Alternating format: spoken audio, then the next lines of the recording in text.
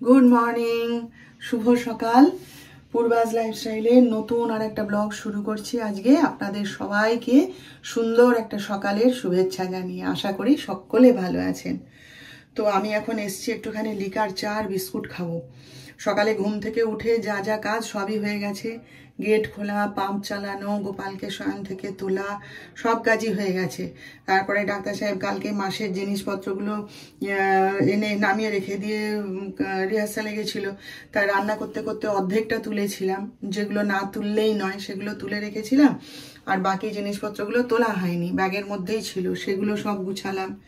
তো এখনো কেউ ঘুম থেকে ওঠেনি, সেই জন্য বাকি কাজকর্ম এখন তো করা সম্ভব নয় ওরা না উঠলে। তাই ভাবলাম একটুখানি লিকার চা আর বিস্কুট খাই বসে, তারপরে দিনের কাজ ভালোভাবে শুরু করব। তাই এখনই চিন্তা করছিলাম, দেখুন আগে আগে কেমন আমার এই দরজাটা খুলে এখানে চা বিস্কুট খেতে বসতাম, তাই না?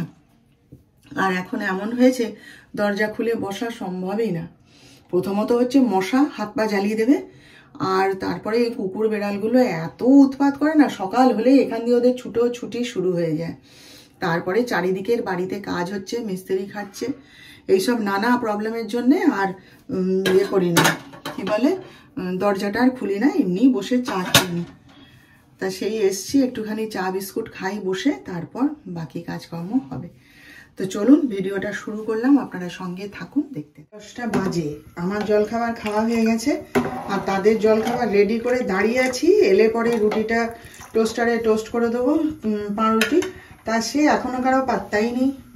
বলছি দেখুন যে একটু তাড়াতাড়ি তোমরা জলখাবারটা খেয়ে নাও, তাহলে আজকে বৃহস্পতিবার, আমাকে তো সেদিকে আবার লাগতে হবে। তার ডাক্তার সাহেব এখনো ব্যায়াম করছে আর যিশু তো গেছে বাথরুমে। জানি না, আমার দুধটা এলো, তাই বলি দুধটাকে ফুটিয়ে নিই, ওই জন্য এটাকে উনুনে বসিয়ে অপেক্ষা করছি আর কি।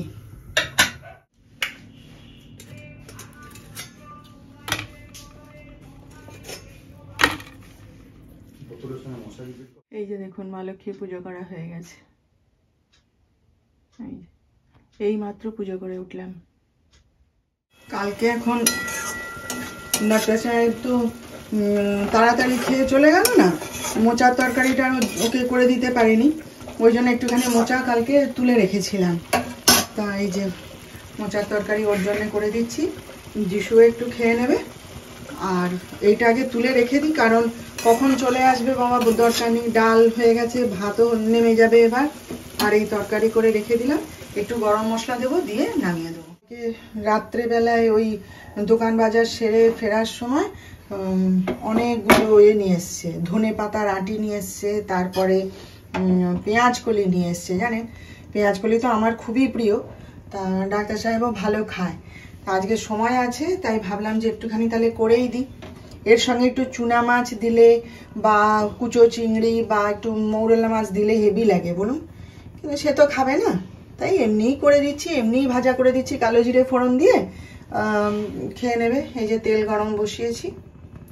আগে আগে এ সমস্ত কিচ্ছু খেত না, জানেন, আমি বিয়ে হয়ে এসে দেখি না না এসব কিচ্ছু খায় না। আস্তে আস্তে আস্তে আস্তে সব খাওয়া শিখিয়ে দিয়েছি। শুধু পারলাম না আমার ছেলেটাকে, এক্ষুনি জিজ্ঞেস করলাম বাবু খাবি না, আমি ওসব খাই, সে খাবে না। এই যে দেখুন কালকে যে গয়নাগুড়িগুলো নিয়ে এলাম না, সেগুলো বের করেছি, আজকে ভাতের সঙ্গে ভাজা করে দেবো।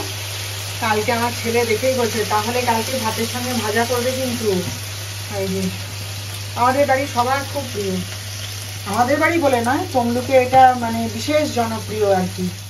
এসে দেখতাম জানেন আমার শাশুড়ি সারা দুপুর ওই মাথার উপর কাপড় চাপা দিয়ে বসে বসে ওই ঝোলের বড়ি, যেগুলো ঝোলের বড়ি এখানে খুব দেয়, মুসুর ডালের বড়ি, বিউলি ডালের বড়ি, সবার বাড়িতেই দেয় ঝোলের বড়ি। মা সেই বড় বড় সেই কি বলে ওগুলোকে, বড়ি দেওয়ার যে এগুলো আর কি, ঠাকা নাকি বলে, সেইগুলো সব মেলা থেকে কিনে আনতো, এনে তার উপরে সারা দুপুর বসে বসে সে কত বড়ি দিত।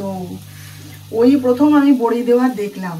তার আগে তো কলকাতায় মানুষ কি ফ্ল্যাটে মা, আমার মা ওই সমস্ত জানতো না, ওই কিনে এনে খাওয়া হতো। তো এইখানে এসেই শিখলাম। গয়না বড়িটাও আমি এখানে এসেই খেয়েছি আর জেনেছি বিষয়টা। জানেন আমরা তো মেদিনীপুরে এসে মা বাড়ি করলো ঠিকই, কিন্তু গয়না বড়ির কথা আমি কোনোদিন তখন শুনিও নি আর জানতামও না, আমার মাও জানতো না।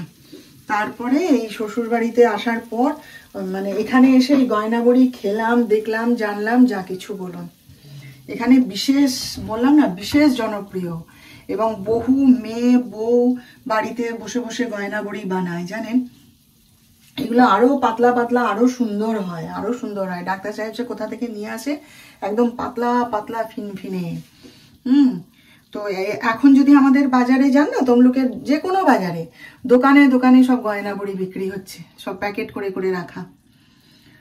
তো যাই হোক, কটা কালকে আমি নিয়ে এসেছি, পরে ডাক্তার সাহেবকে বলবো আবার, ও আবার ভালো জায়গা থেকে ভালো মানে আরো সুন্দর, আরো পাতলা নিয়ে আসবে।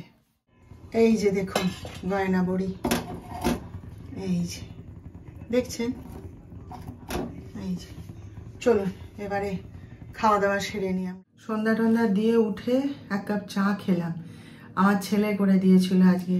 এই যে চাটা চাপা দিয়ে টেবিলে রেখে দিয়েছিল, আমি এই যে চা আর বিস্কুট খেলাম এক্ষুনি বসে বসে। কেউ করে দিলে চা খুব ভালো লাগে জানেন।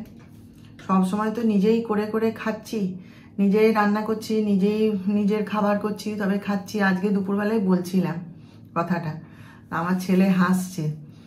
আমি বলি, দেখ সব সময় না ভাল লাগে না জানিস তো, নিজের খাবার তোদের জন্য খাবার বানিয়েও দিচ্ছি, আবার আমার খাবারও আমি বানিয়ে খেতে হচ্ছে, সব সময় ভাল লাগে না জানিস।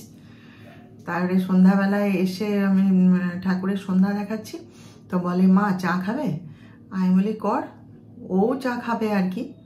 তাই যে 1 কাপ চা করে টেবিলে চাপা দিয়ে রেখে দিয়েছিল, কারণ আমার অন্য আরও কাজ ছিল, তো সেই সব কাজ শেষ করে তারপরে এই বসে বসে একটু চা বিস্কুট খেলাম। আমার খুব ভালো লাগে আমাকে কেউ একটু চা করে দিলে, কেউ বেড়ে যদি বেশ খেতে দেয় সাজিয়ে, আমার খুব ভালো লাগে জানেন। একটুখানি চাল ভাজা খাবো, খেয়ে শুকনো চাল ভাজা, তেল টেল কিচ্ছু দেবো না। পেঁয়াজটা দেখে একটু ইচ্ছে করলো খেতে, একটু চাল ভাজা খেয়ে গল্পের বইগুলো নিয়ে বসবো। আজ কত বোধহয় মাসই হয়ে গেল গল্পের বই পড়ি না। হ্যাঁ, আর বইগুলো সব মানে জমে রয়েছে, পড়ার আমার হচ্ছেই না। এই বন্ধুদের সাথে গল্প করার চোটে, আড্ডা মারার চোটে। আজকে রাতে ওদের দুজনের জন্য বানিয়েছি হচ্ছে ঘুগনি। হ্যাঁ, আলু দিয়ে বানিয়ে দিয়েছি, আমি তো খাবো না, সেই জন্যে বানিয়ে দিয়েছি ভালো করে। এই যে, আর আমার ছেলে ঘুগনি যেহেতু হয়েছে, সেহেতু একটুখানি পরোটা খেতে চেয়েছিল। তাহলে ছেলের জন্য যখন করি, তাহলে আর ডাক্তার সাহেবের জন্যই বা বাকি থাকে কেন, সেই জন্যে এই যে পরোটা বানিয়ে দিয়েছি। আর আমি পরোটা খাবো না, সেই জন্য আমার জন্যে যে একটু রুটি আর এই যে তরকারি বানিয়ে নিয়েছি। তাহলে চলুন এবার আমরা খাওয়া দাওয়া সারি, আবার কালকে দেখা হবে আপনাদের সাথে। আপনারা ভালো থাকবেন, আর আজকের ভিডিও ভালো লাগলে একটা লাইক, শেয়ার ও সাবস্ক্রাইব করে প্লিজ আমাকে জানিয়ে দেবেন।